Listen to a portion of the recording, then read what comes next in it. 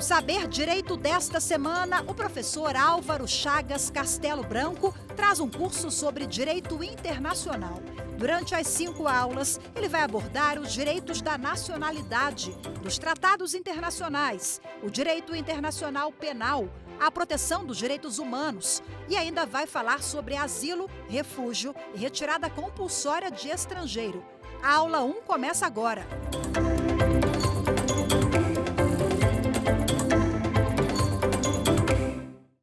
Olá pessoal, tudo bem? Meu nome é Álvaro Castelo Branco, sou professor de Direito Internacional, eu tenho mestrado em Direito Internacional, também já estudei nos Estados Unidos, na Washington University em St. Louis, onde eu fiz meu LLM, que é o nosso mestrado, e atualmente eu estou finalizando meu doutorado pela Universidade Federal de Minas Gerais, onde eu trabalho com o tema nacionalidade, que é inclusive o tema da nossa primeira aula, dessa sequência de 5 aulas sobre temas atuais no direito internacional aqui na TV Justiça. Então, nessas 5 aulas, nós vamos trabalhar com temas bastante atuais. Por exemplo, na primeira aula, nós vamos falar sobre direito da nacionalidade.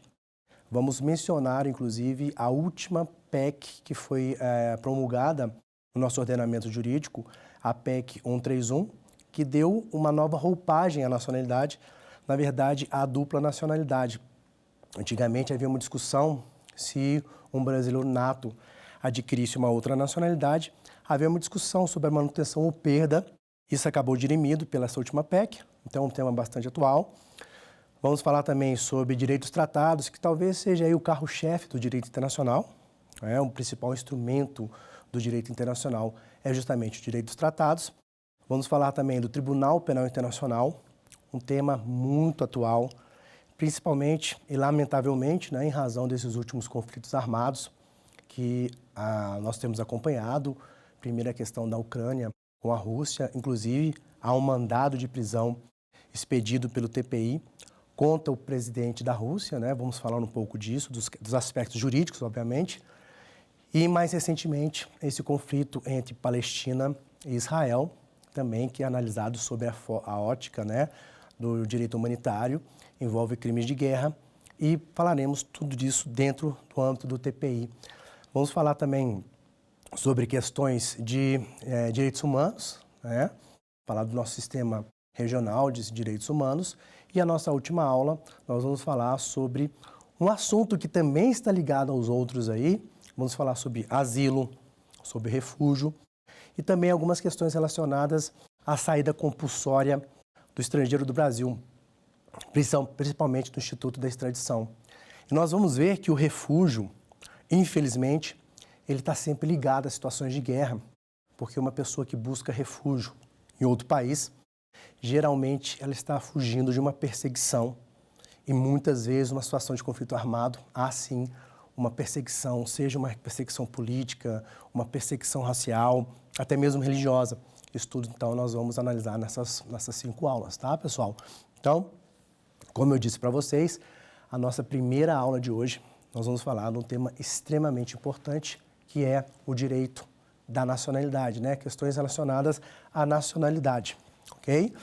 Então, primeiro vamos situar uma questão acadêmica, Quando a gente fala do direito da nacionalidade, que espécie de direito nós estamos falando? A gente estuda o direito da nacionalidade dentro do direito internacional, dentro do direito constitucional, há uma disciplina própria. Então, vamos começar com o enfoque no direito internacional. Na verdade, pessoal, o direito internacional, ele não tem regras rígidas sobre nacionalidade. O direito internacional, ele entende que as questões relacionadas à nacionalidade, quem determina é o Estado. Então, por exemplo, o Brasil que vai definir quem são os brasileiros natos, quem são os brasileiros naturalizados, quais são os requisitos que um estrangeiro precisa observar, preencher para se tornar um cidadão brasileiro. Isso tudo, segundo o direito internacional, é uma matéria que ela atende, que ela interessa à soberania dos Estados.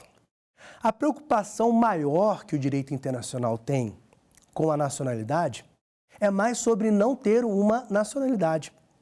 É sobre o cidadão chamado apátrida. Então, existem convenções no direito internacional que visam proibir a apatridia, né? Então, você tem, por exemplo, na própria Declaração Universal de Direitos Humanos, no próprio Pacto de São José da Costa Rica, há dispositivos lá que garantem que a pessoa tenha uma nacionalidade. Porque a nacionalidade é, inclusive, uma forma de proteção que o Estado dá para uma pessoa, tá? Mas, como eu disse para vocês já perceberam, o direito internacional ele é muito lacônico. Vamos analisar o caso brasileiro. No Brasil, por exemplo, a nossa nacionalidade ela é tratada dentro do direito constitucional, no artigo 12, que vamos fazer a leitura daqui a pouco, e que já sofreu várias alterações. Não é? Então, a nossa Constituição, lá no artigo 12, ela diz quais são os brasileiros natos, quais são os brasileiros naturalizados, quais são os cargos privativos de brasileiros natos, como que uma pessoa eventualmente perde a nacionalidade brasileira. Então, esse tema está muito bem delimitado na nossa Constituição, ok? E quando a gente fala do direito internacional, existe até uma dúvida. Quando a gente fala de questões relacionadas à nacionalidade, isso estaria dentro do direito internacional público ou do direito internacional privado? Há uma tendência dos autores, dos professores do direito internacional, de elencarem, de tratarem a nacionalidade dentro do direito internacional privado. Então, é mais comum, se você comprar, por exemplo, um livro de direito internacional público, esse livro fala muito pouco sobre nacionalidade. Já se você comprar uma obra de direito internacional privado, provavelmente essa obra falará muito sobre a nacionalidade. Mais recentemente, pessoal, mais com enfoque nos direitos humanos, alguns professores vêm criando uma subdisciplina chamada Direito da Mobilidade Internacional.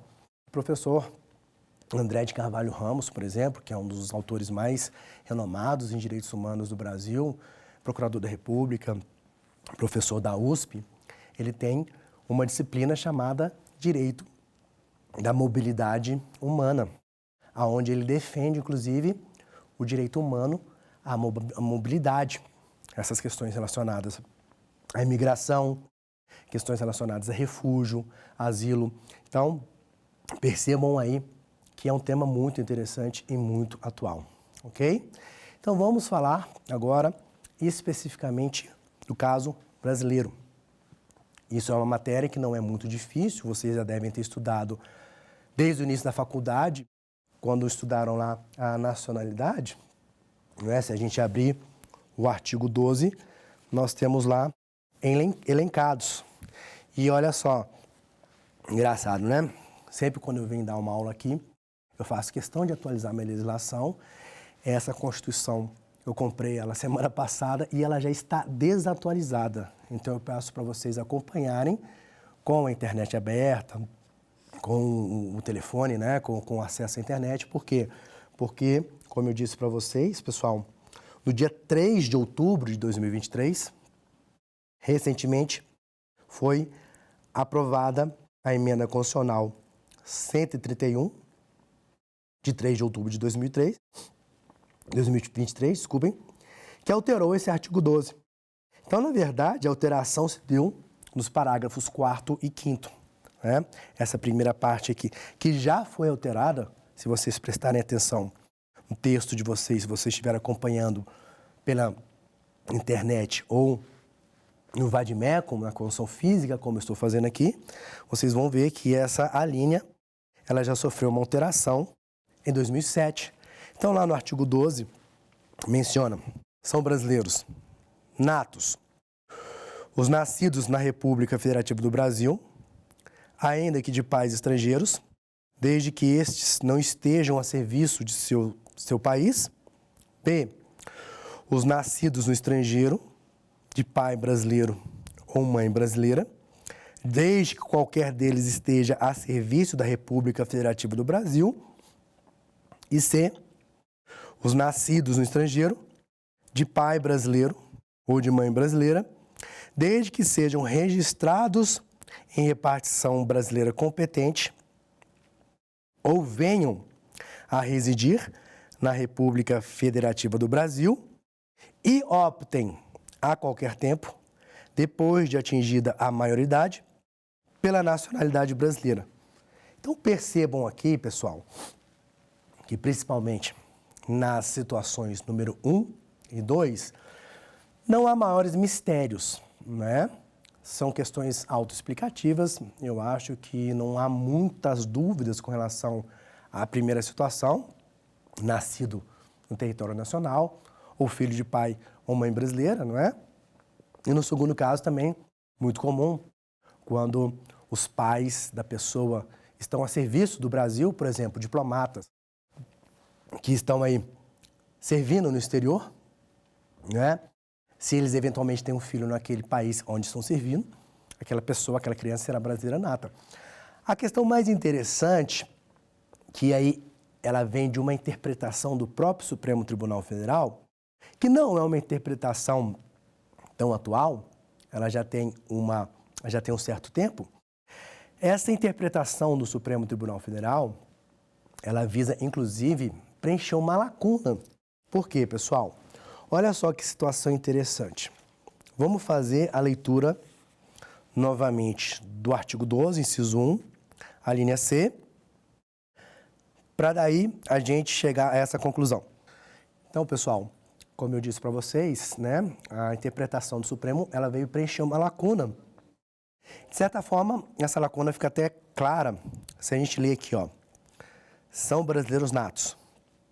Os nascidos no estrangeiro, de pai brasileiro ou de mãe brasileira, desde que sejam registrados em repartição brasileira competente, e vejam a partícula, ou venham a residir na República Federativa do Brasil, e olha a partícula agora, e optem a qualquer tempo, depois de atingir a maioridade, pela nacionalidade brasileira. Então, nós temos na primeira parte duas condicionantes. Quais duas condicionantes? Primeira condicionante, né, na verdade, é que essa pessoa seja nascida no estrangeiro, de pai brasileiro ou mãe brasileira. Aí vem, desde que sejam registrados em repartição brasileira competente, que seria no caso o consulado brasileiro no exterior. Ou venham a residir na República Federativa do Brasil. Então percebam duas situações. Primeiro, essa criança, ela pode ser registrada na repartição consular, na repartição brasileira no exterior, ou ela também pode vir a residir no Brasil, não é? Então não são duas situações que são mandatórias juntas. Então não significa que eu não preciso registrar a minha criança na repartição consular brasileira para ela no futuro adquirir a nacionalidade brasileira. É lógico que se eu fizer isso eu vou estar mais protegido, não é? E aí vem a segunda parte que fala: e optem a qualquer tempo, depois de atingida a maioridade, pela nacionalidade brasileira. E aí vem a terceira situação. Essa pessoa não basta ela ser registrada na repartição consular brasileira no exterior. Não basta ela vir residir no Brasil. Ela tem que necessariamente fazer a opção pela nacionalidade brasileira após atingir a maioridade. E aí o que o Supremo Tribunal Federal veio decidir? Pessoal, primeira questão, essa opção, ela é uma opção personalíssima. Somente aquela pessoa pode fazer a opção. Significa que meu pai não pode fazer essa opção e minha mãe não pode fazer essa opção. E eu só vou atingir a minha maioridade civil aos 18 anos. E aí o Supremo Tribunal Federal se debruçou num caso concreto, numa situação sui generis. Qual? Se a pessoa ela não atingiu 18 anos, se essa pessoa, só ela pode fazer a opção porque é um direito personalíssimo, ela está desprotegida. Por quê? Vamos supor que ela nasça no país que adquire, que a aquisição da nacionalidade se dá apenas pelo ius sanguinis, ou seja, se eu nasci, vamos supor, vamos imaginar aqui se os Estados Unidos adotassem apenas o critério jus sanguíneo, ou seja, os americanos seriam apenas aqueles nascidos de americanos. O João, filho de pai e mãe brasileiro, nasceu nos Estados Unidos. Como os pais não eram americanos, ele não é americano. Em compensação, ainda que os pais tivessem registrado ele no consulado respectivo lá nos Estados Unidos, eles viessem a residir no Brasil, até ele atingir 18 anos, ele não seria brasileiro, não é? Então ele seria um apátrida. Então, neste caso específico, o Supremo Tribunal Federal, ele tomou uma decisão muito importante que eu vou trabalhar com vocês agora. Então, pessoal, como eu disse para vocês, a questão de ordem, né, foi decidida pelo Ministério Público da Pertence. Uma questão, eu vou ter que ler aqui para a gente discutir, né? Nacionalidade brasileira, de quem, nascido no estrangeiro, é filho de pai ou mãe brasileiro, que não estivesse a serviço do Brasil. Evolução constitucional e situação vigente. Na Constituição de 1946, até o termo final do prazo de opção, de 4 anos, contados da maioridade, o indivíduo, na hipótese considerada, se considerava, para todos os efeitos, brasileiro nato, na condição resolutiva de que não optasse a tempo pela nacionalidade pátria. Aí vem a Constituição de 88. Sob a Constituição de 1988, que passou a admitir a opção em qualquer tempo, antes e depois da emenda constitucional de revisão de 394, que suprimiu também a exigência de que a residência do país fosse fixada antes da maioridade, altera o status do indivíduo entre a nacionalidade e a opção. E essa opção deixa de ter eficácia resolutiva, não é? Desde que a maioridade a faça possível, e a eficácia passa a ter condição suspensiva na nacionalidade brasileira. Então, resumindo aqui, pessoal, o que o ministro Sepúlveda Pertence decidiu e o Supremo entendeu. O brasileiro, na verdade, a leitura do texto é um pouco diferente. Aquele cidadão que nasce no exterior, de pai brasileiro e mãe brasileira, que teve o seu registro na repartição consular ou veio a residir no Brasil, se ele ainda não completou a sua maioridade, ele já é brasileiro nato. E ao atingir 18 anos, quando aí sim ele deve fazer a opção, caso queira, aí ele adquire a nacionalidade brasileira de maneira plena, não é? Então, ele adquire de maneira provisória, né, de maneira suspensiva, até atingir 18 anos.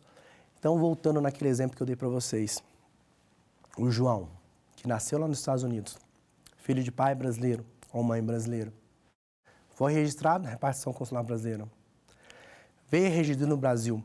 Como ele não tem condição de exprimir a sua vontade, como ele não tem 18 anos ainda, ele é brasileiro nato.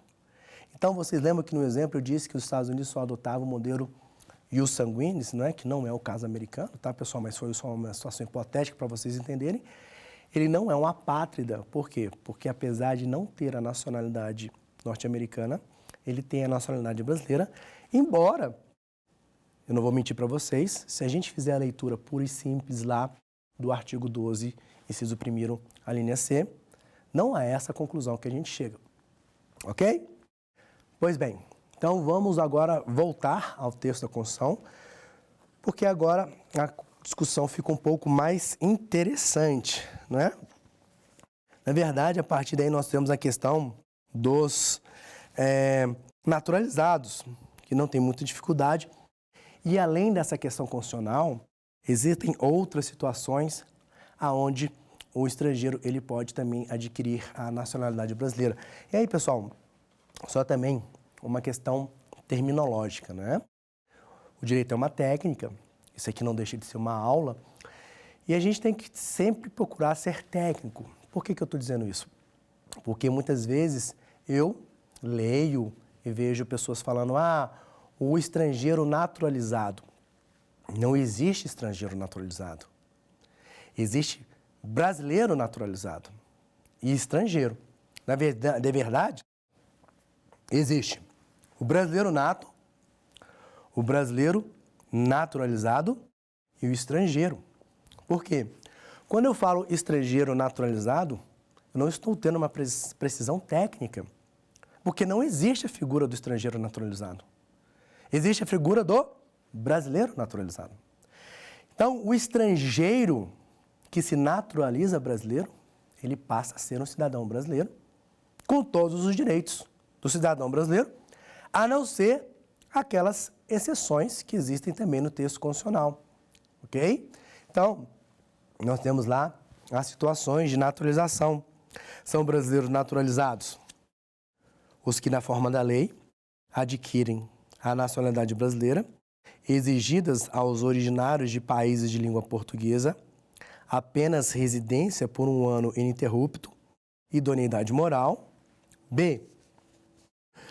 Os estrangeiros de qualquer nacionalidade, residentes na República Federativa do Brasil, há mais de 15 anos ininterruptos e sem condenação penal, desde que requeira a nacionalidade brasileira. E aí o parágrafo 1º e o parágrafo 2º, aos portugueses com residência permanente no país, se houver reciprocidade em favor de brasileiros, serão atribuídos os direitos inerentes ao brasileiro, salvo os casos previstos nessa Constituição. E, para finalizar, a lei não poderá estabelecer distinção entre brasileiros natos e naturalizados, salvo nos casos previstos nessa Constituição. Então, pessoal, voltando aqui no que eu disse para vocês, só para vocês se recordarem. Essas são apenas algumas situações de aquisição derivada da nacionalidade brasileira. Essa matéria, ela nem precisava estar na nossa Constituição. Aliás, como várias outras, aqui não é uma crítica, apenas um modelo brasileiro, adotado de Constituição, é uma Constituição analítica. Então, por exemplo, questões tributárias, questões previdenciárias que, em tese, não deveriam estar na Constituição, acabam tendo. Isso significa, por exemplo, que alterações no sistema de previdência do Brasil têm que passar por um sistema muito mais rígido, muito mais complexo de alteração constitucional, mas esse não é objeto da nossa aula, Estou dizendo que apenas que, além dessas questões previstas aqui, nós temos outras também, na legislação infraconstitucional. Por exemplo, na própria lei de imigração, tá? E aí, como eu disse para vocês também, eu fiz a leitura lá, eu havia dito para vocês, a princípio não há distinções entre um brasileiro nato e um brasileiro naturalizado, a não ser que essas distinções elas estejam previstas expressamente no texto da nossa Constituição, como são aquelas que nós, de certa forma, vamos mencionar. Por exemplo, existem cargos que são cargos privativos de brasileiros natos, que nós vamos fazer a leitura. Essa questão, inclusive, é uma questão muitas vezes cobrada em provas de concurso público, ok? Tem também a situação da possibilidade de extradição, e daqui a pouco vamos falar de um caso muito interessante, ok?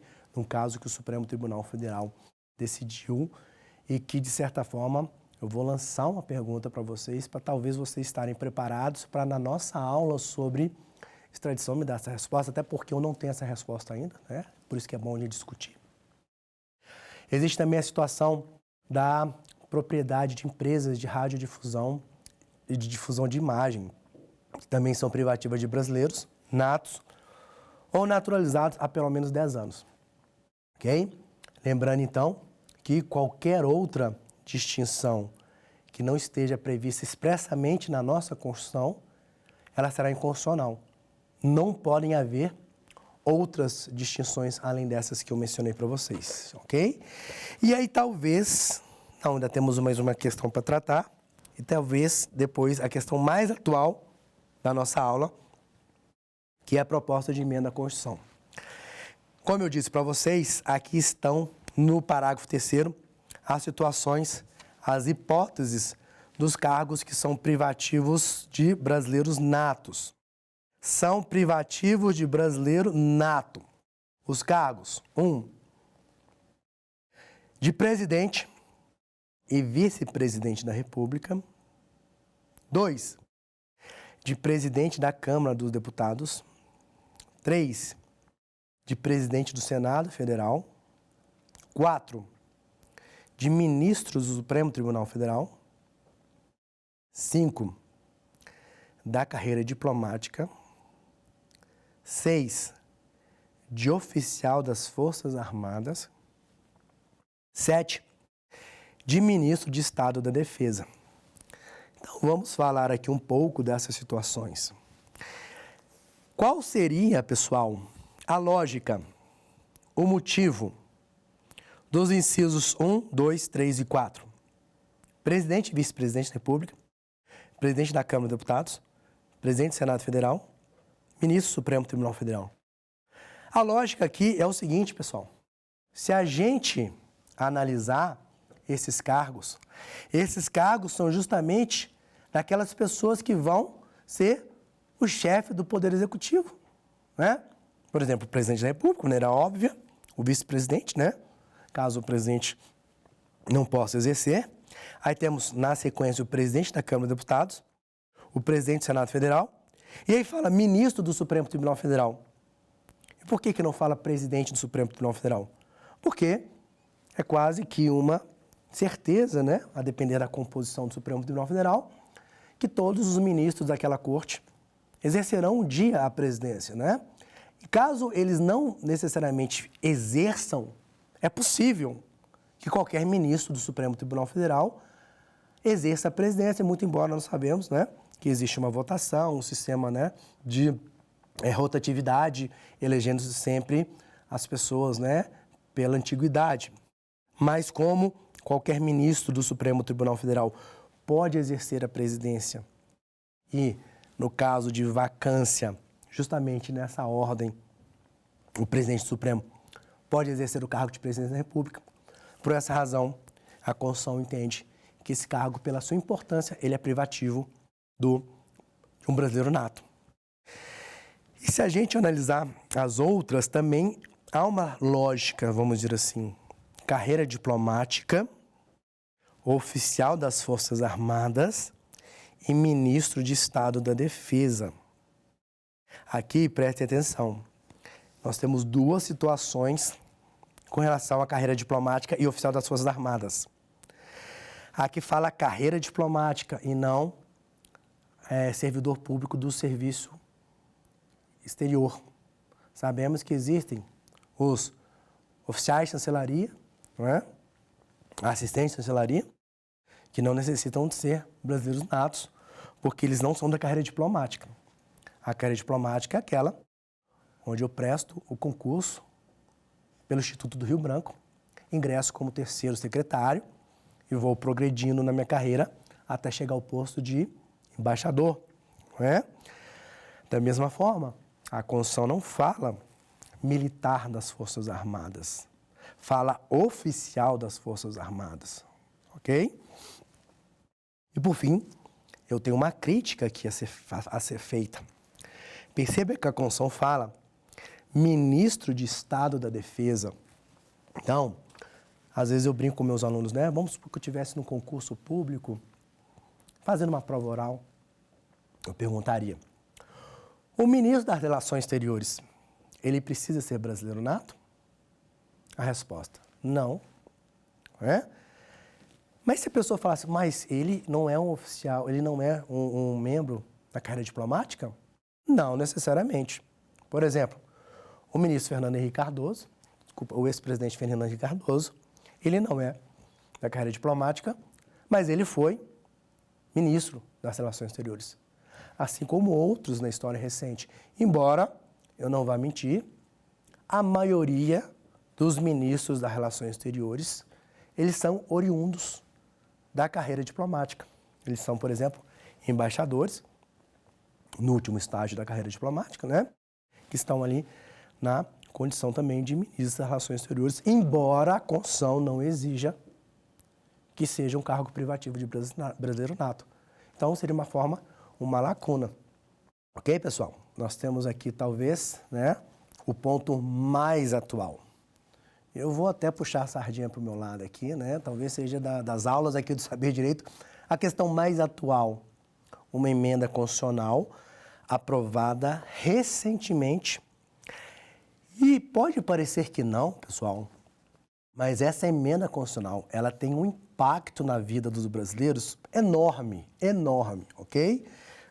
Eu vou precisar ler o caput, porque o caput não sofre alteração.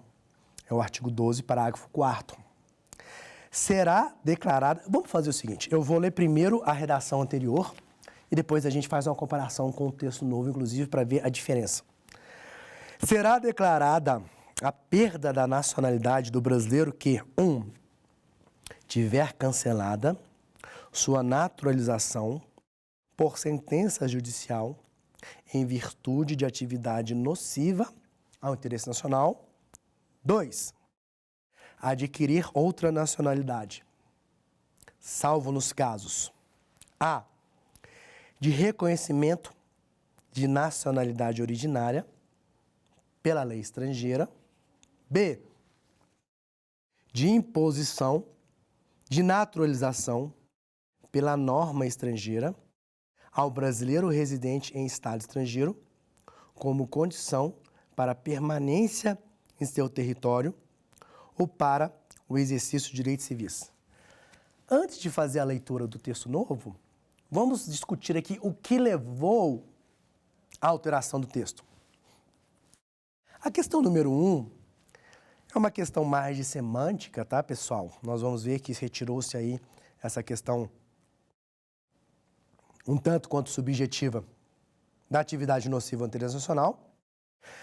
Já o item 2, o inciso 2, foi sim uma alteração substancial.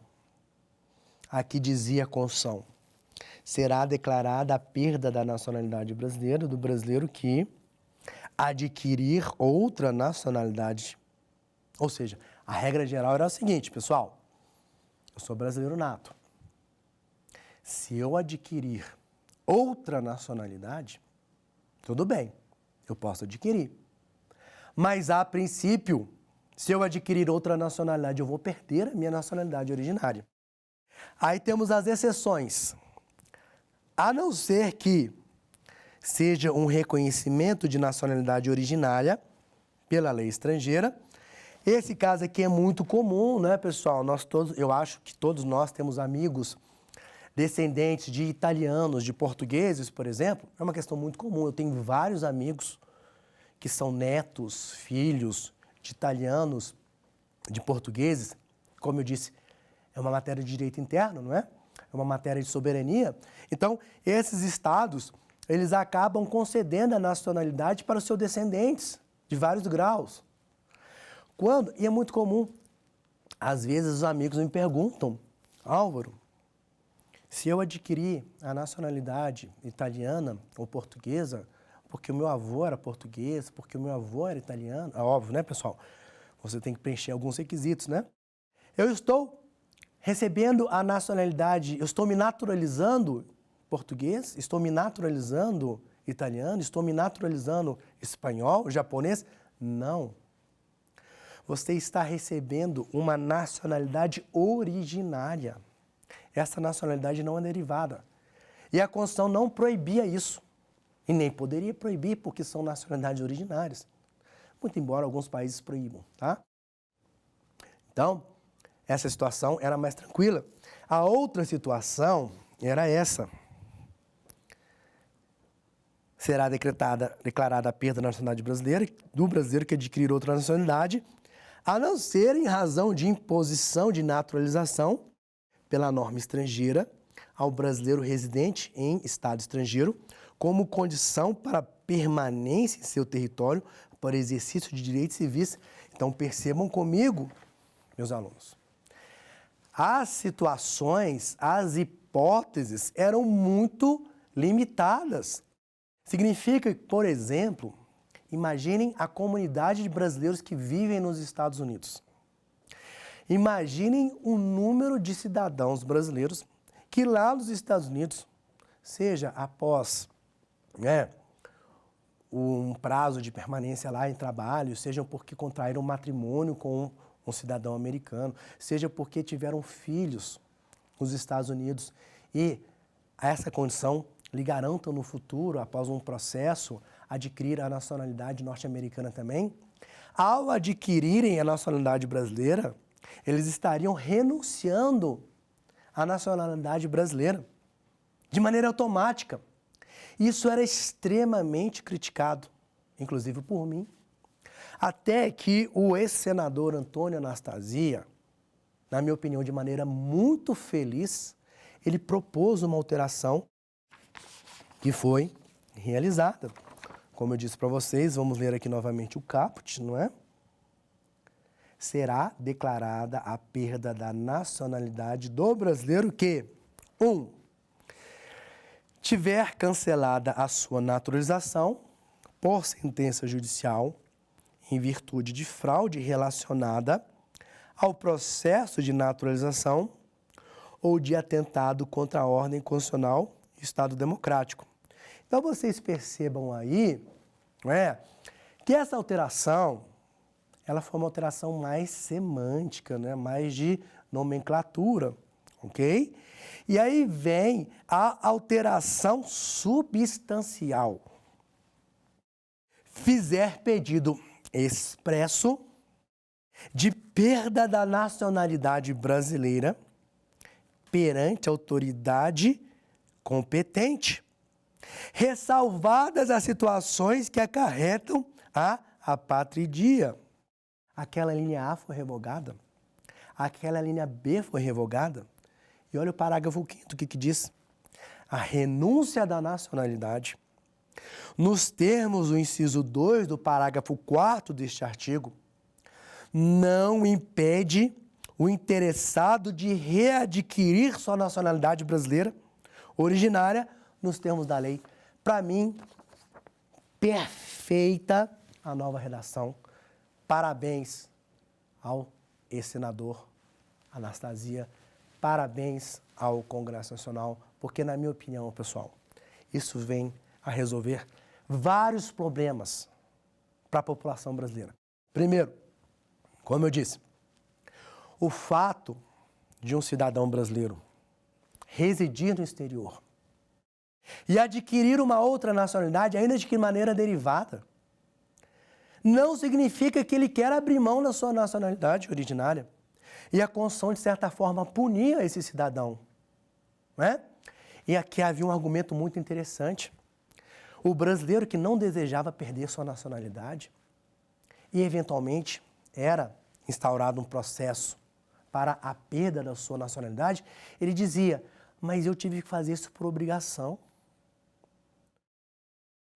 Eu tinha, né, que melhorar minha vida no exterior e aí o processo dizia, mas você fez uma afirmação de prestar, né, aliança àquele Estado, mas o que eu sempre defendi, isso é um direito meramente potestativo.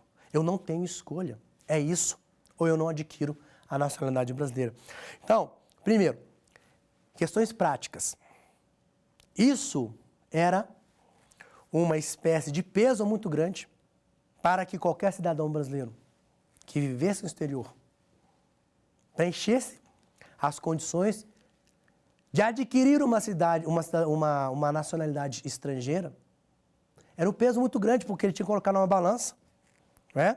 Tudo bem, eu vou me tornar cidadão americano, eu vou me tornar cidadão paraguaio, japonês, russo, correndo o risco de perder a nacionalidade brasileira. Tudo bem, eu não quero mais ser brasileiro, eu odeio o Brasil, não quero mais. Eu tenho a opção de renunciar à nacionalidade. Na minha opinião, eu não posso impor isso. E o texto veio consertar essa distorção. Eu vou contar o caso para vocês e vocês devem talvez se lembrar desse caso.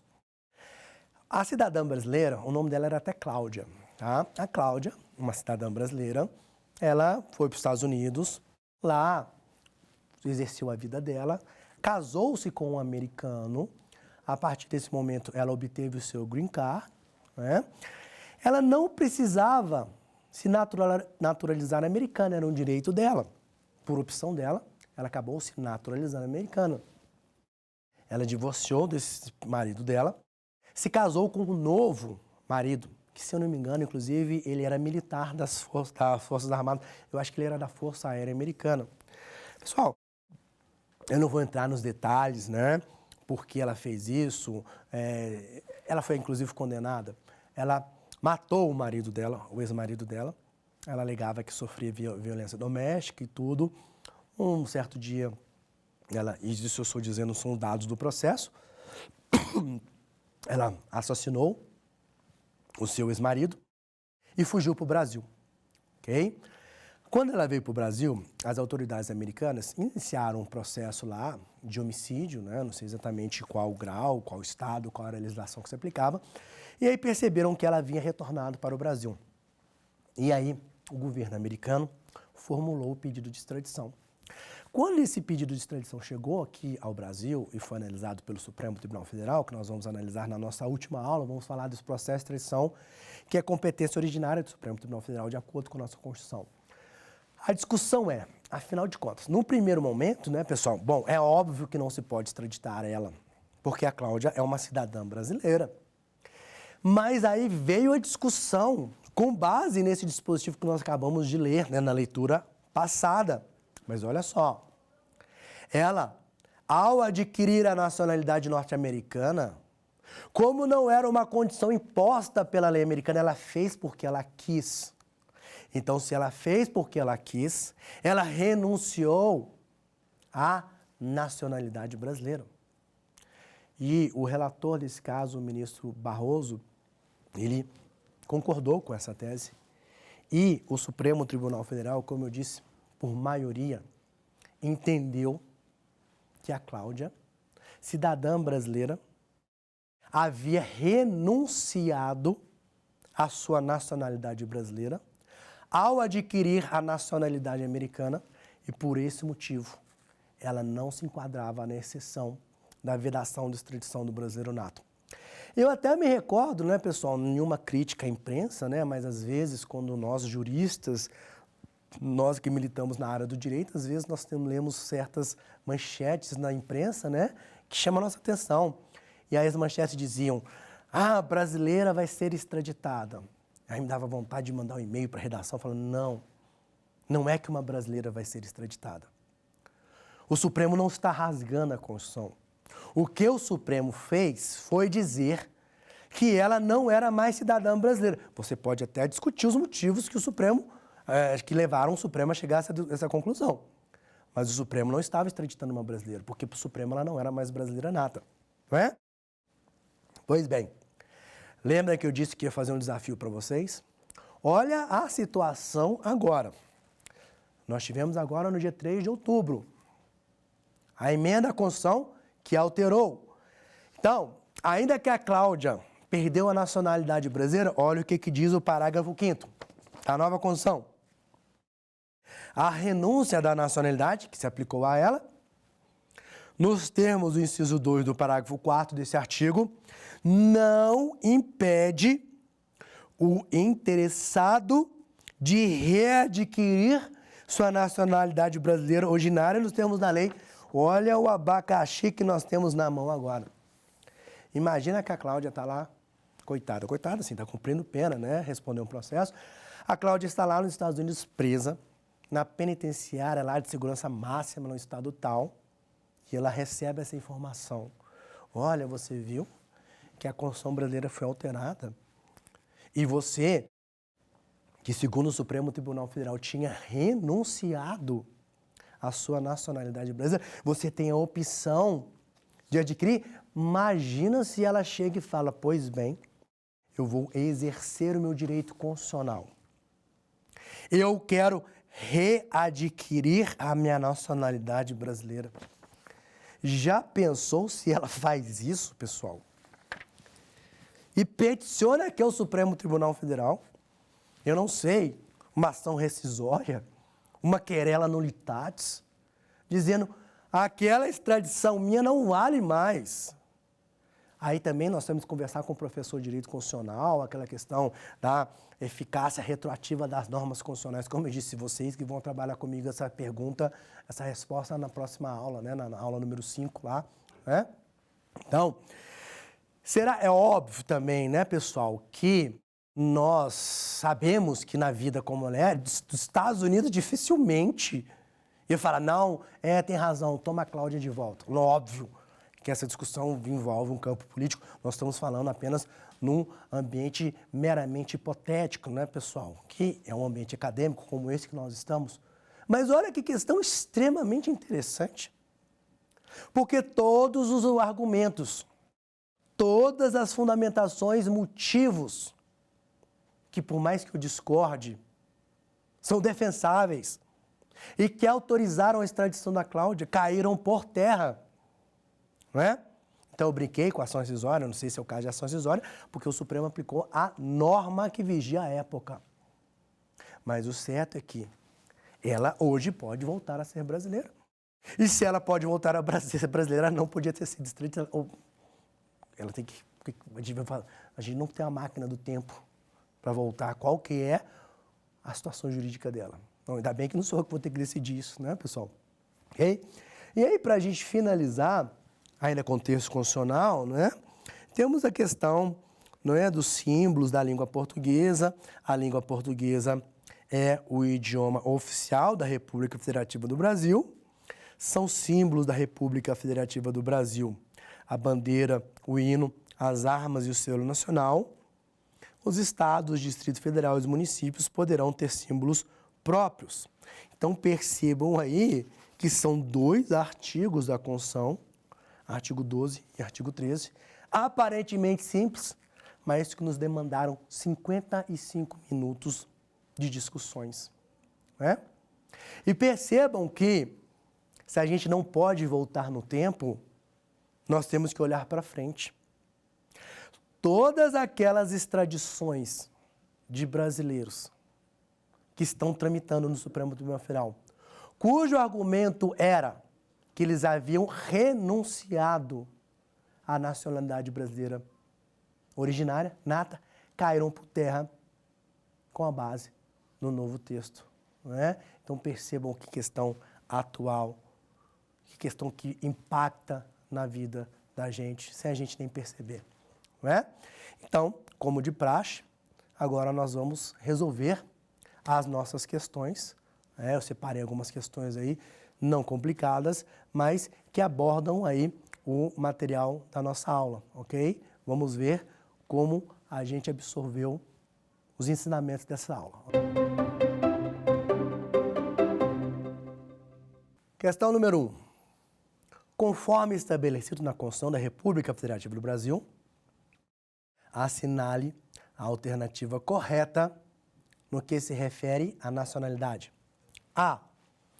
São considerados brasileiros natos os que, na forma da lei, adquiram nacionalidade brasileira, exigidas aos originários de países de língua portuguesa, apenas residência por 1 ano ininterrupto e idoneidade moral. B. A língua portuguesa é o 2º idioma oficial da República Federativa do Brasil. C.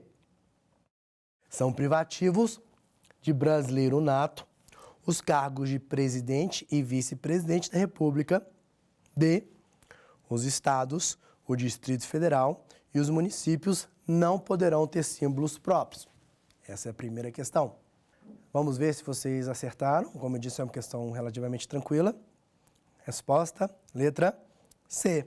É o texto expresso da nossa Constituição. São privativos de brasileiro nato os cargos de presidente da República e vice-presidente, né? Não se esqueçam que, além desses, presidente da Câmara, presidente do Senado. Eu nem falei na aula, né, pessoal? Mas preste atenção. Eu não preciso ser brasileiro nato para ser senador. Eu não preciso ser brasileiro nato para ser deputado federal. Eu não posso ser o presidente. Nós vimos também que lá no artigo 13 fala que os estados, Distrito Federal e municípios podem ter símbolos próprios.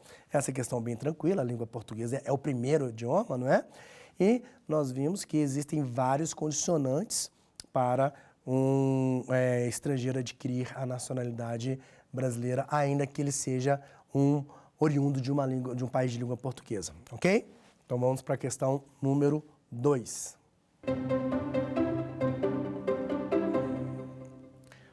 Essa questão a gente tem que pensar um pouco mais, não é?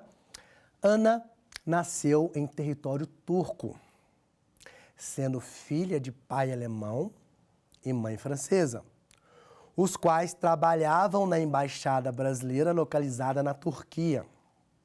Após crescer estudando a cultura brasileira, pois recebia influência direta do emprego de seus pais, e completar 18 anos, Ana decidiu que seguiria carreira política no Brasil. Ao decidir realizar esse sonho, consultou um advogado a respeito da sua nacionalidade, sendo-lhe corretamente informado que, à luz da ordem constitucional brasileira, ela é A. Brasileira nata, B. Brasileira nata, desde que tenha sido registrada na Embaixada Brasileira na Turquia, C. Estrangeira, mas pode optar pela nacionalidade brasileira, caso venha a residir no Brasil. D. Estrangeira, mas pode se naturalizar brasileira, caso sejam preenchidos os requisitos previstos em lei ordinária. Como eu disse, essa questão aqui demanda um pouco mais de raciocínio. Vamos ver a resposta, vamos ver se vocês acertaram. Letra D. Estrangeira, mas pode se naturalizar brasileira, caso sejam preenchidos os requisitos previstos em lei ordinária. Pessoal, qual que é a pegadinha dessa questão? O enunciado da questão, ele nos leva, induz ao erro de achar que ela seria brasileira nata, porque os pais trabalhavam na embaixada brasileira na Turquia. Mas prestem atenção que os pais não eram brasileiros. O pai era alemão e a mãe era francesa, não é? Então, se ela tivesse nascido em território turco, o pai, bastava um pai ser brasileiro, nem a mãe, né? Um dos pais brasileiros, como estariam a serviço do Brasil, ela seria brasileira nata. Aqui não. Aqui ela é uma estrangeira que pode se naturalizar brasileira, caso estejam preenchidos os requisitos previstos em lei ordinária. Ok? Pois bem, então vamos para a terceira e última questão para testar nossos conhecimentos. Uma questão também relativamente tranquila. Não é cargo privativo de brasileiro nato. Ministro do Supremo Tribunal Federal, servidor público, oficial das Forças Armadas, presidente da Câmara dos Deputados. Vamos ver qual a resposta correta. Servidor público, né? Não se esqueçam aquelas dicas que eu dei para você.